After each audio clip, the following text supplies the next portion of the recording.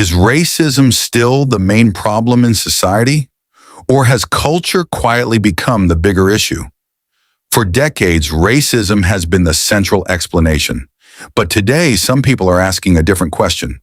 Are we fighting yesterday's problem while ignoring today's reality? Let's talk about it. For most of modern history, racism was not subtle. It was written into laws, institutions, and systems, from segregation to redlining to employment discrimination. The impact was clear and measurable. Opportunities were restricted based on race. That part is not debatable. But fast forward to today. Legal segregation is gone. Diversity policies are common. Representation in media is higher than ever. So some people ask, if the rules change, why are the outcomes still unequal?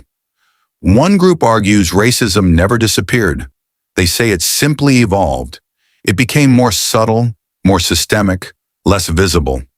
Bias in hiring, bias in policing, bias in lending and education. They believe the structure still matters most. Another group pushes back. They say the structure is no longer the main barrier. They argue culture now plays the bigger role.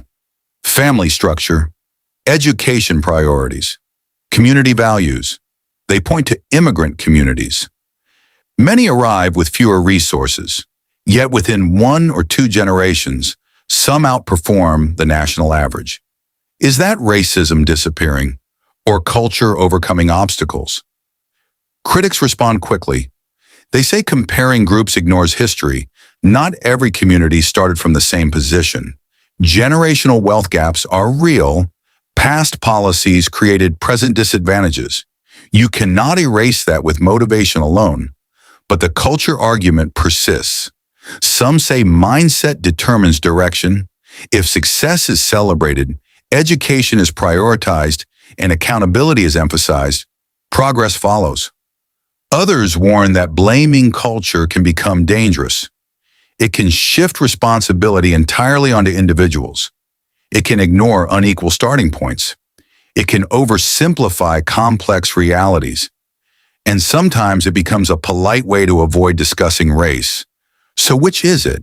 Is racism still the engine driving inequality? Or has culture become the steering wheel? Maybe the answer is uncomfortable. Maybe it's both, but not in equal proportions everywhere. In some spaces, racism may still dominate outcomes. In others, cultural habits may matter more. Urban versus rural, affluent versus poor. Different states, different industries, different realities. The real tension comes from responsibility. If racism is the main problem, then systemic reform is the solution. If culture is the main problem, then internal change is the solution. And those are very different conversations. So here's the real question. If tomorrow racism completely disappeared, would outcomes equalize automatically? Or would cultural patterns still create gaps? Be honest. Which one do you believe carries more weight today?